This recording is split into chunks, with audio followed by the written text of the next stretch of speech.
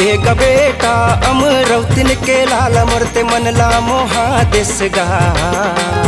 मनला मोहा के मोर तोर भगती ला मोर मन में जगा देसगा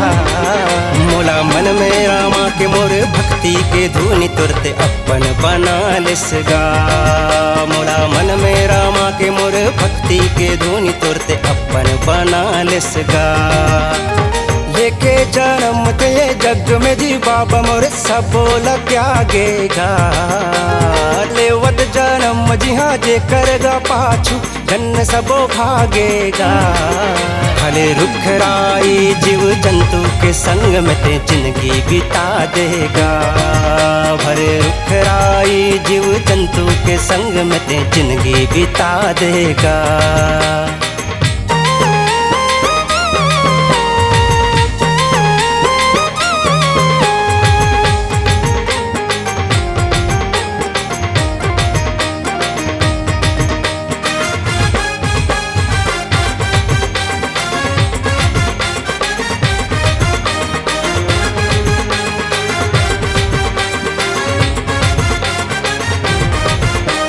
लेके जन्म ते जग में जी बाबा मोर सबो बरागेगा ताई दादा के दे बन के जी बेटा घासी दास कहातेगा लेके जन्म ते जग में जी बाबा मोर सबो बरागेगा ताई दादा के दे बन के जी बेटा घासी दास कहातेगा बातक सबोला जी ज्ञान गुरु किते नामे लपागेगा बाटक सबोला जी ज्ञान गुरु किते नामे लपागेगा।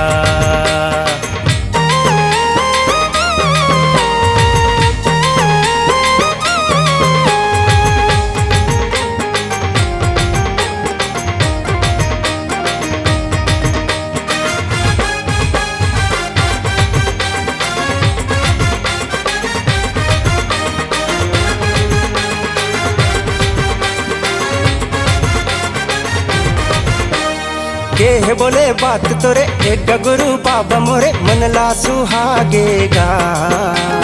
तोर भगती हमोर मन मंदिर में जैसे लिखागेगा के बोले बात तोरे एक गुरु बाबा मोरे मनला सुहागेगा तोर भगती हमोर मन मंदिर में जैसे लिखागेगा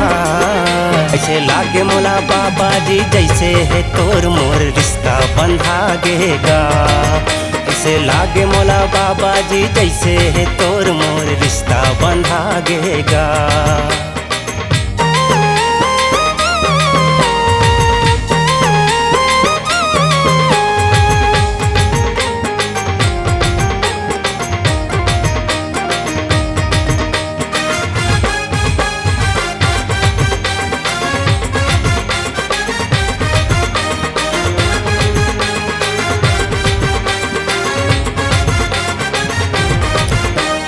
लेके जन्म जी हाँ रहेगे जी बाबा तोर धाम कहागेगा तोर धाम में कई मांगत ता कई बिना मांगे भी पागेगा लेके जन्म जी हाँ रहेगे जी बाबा तोर धाम कहागेगा तोर धाम में कई मांगत ता कई बिना मांगे भी पागेगा बाबा सबके तेरा दाम में चल के दिखा के सतनाम कहागेगा बाबा सबके तेरा दाम में चल के दिखा के सतनाम कहागेगा। एक बेटा अमरवतीन के लाल मरते मनला मोहा देसगा मनला मोहा के मोर तोर भक्ति ला मोर मन में जगा देसगा मोला मन में रामा के मोर भक्ति के धुनी तुरते अपन बना लेसगा मोला मन में रामा के मोर भक्ति के धुनी तुरते अपन बना लेसगा मोला मन में रामा के मोर भक्ति के धुनी तुरते अपन बना लेसगा मोला मन में रामा के मोर भक्ति के धुनी तुरते अपन बना लेसगा।